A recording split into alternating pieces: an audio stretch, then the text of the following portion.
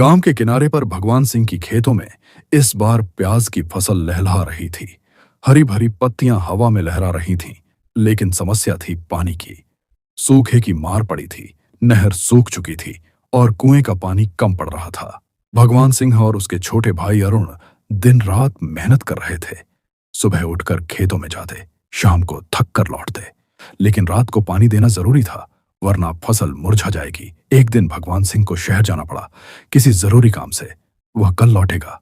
भगवान सिंह की पत्नी कोमल भाभी घर संभाल रही थी। वह हसीन, गोरी, लंबी कद काठी वाली औरत थी। अरुण हमेशा से कोमल भाभी से प्रभावित था, लेकिन कभी कुछ कह न सका। अरुण को रात में खेतों जाने से डर लगता था।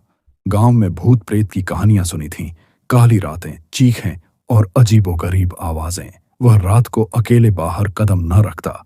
संध्या ढलते ही भगवान सिंह ने कहा, अरुण, आज रात को खेत में पानी देना पड़ेगा। मैं शहर जा रहा हूं, तू ही संभाल ले। अरुण का चेहरा पीला पड़ गया। भैया, रात को? नहीं, मुझे डर लगता है, भूत आ जाएंगे। भगवान सिंह हंस पड़ा। अरे बेवकूफ, तू बड़ा हो गया है। चल, तेरी भाभी को साथ ले जा, वह डरती नहीं और तुझे हौसला देगी। कोमल, तू अरुण के साथ जाना, फसल बचानी है। कोमल ने मुस्कुराते हुए हामी भर ली। हाँ जी, क्यों नहीं। फिर भगवान सिंह शहर चला गया। फिर अरुण और कोमल भाभी दोनों ने खाना खाया। फिर कोमल ने कहा, चलो अरुण। चांदनी रात थी, लेकिन जंगल के रास्ते पर अंधेरा घना। अरुण ने लालटेन थामी, कोमल ने बाल्टी। दोनों खेत की ओर चले। रास्ते में अरुण की धड़कन तेज थी। भाभी, क्या सच में भूत होते हैं? कोमल ने कंधा छुआ। नहीं बाबू, सब मन का वहम है, मैं हूं ना। उसका स्पर्श अरुण को गुदगुदा गया। वे खेत पहुंचे। प्याज की फसल चांदनी में चमक रही थी। कुआं सूखा था, लेकिन पास की नहर से पानी खींचना था। अरुण ने पंप चालू किया।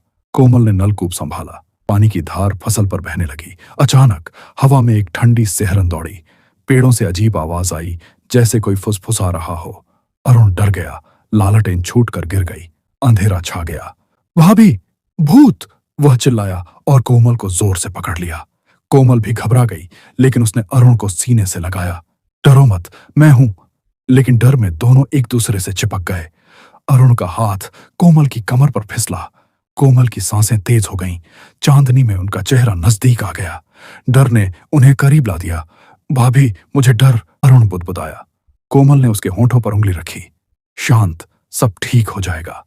लेकिन ठंडी हवा और अंधेरे ने उनके मन में कुछ और जगा दिया। अरुण ने कोमल को और कसकर पकड़ा। कोमल ने विरोध न किया।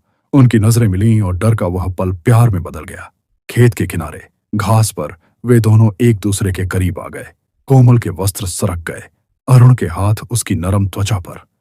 वे संबंध में बंध गए। डर ने उन्हें एक अनजाने सुख में डुबो दिया। प्याज की फसल चुपचाप पानी पी रही थी, साक्षी बनकर। सुबह होते ही दोनों लौट आए। रहस्य उनके सीने में दबा रहा। भगवान सिंह लौटा, लेकिन अरुण और कोमल की नजरें अब अलग थीं। फसल ने अच्छा उगाया, लेकिन वह रात का रहस्य कभी न खुला। डर ने उन्हें जोड़ा था और पानी ने फसल बचाई। अगर आपको यह कहानी पसंद आई हो तो लाइक और सब्सक्राइब जरूर करें।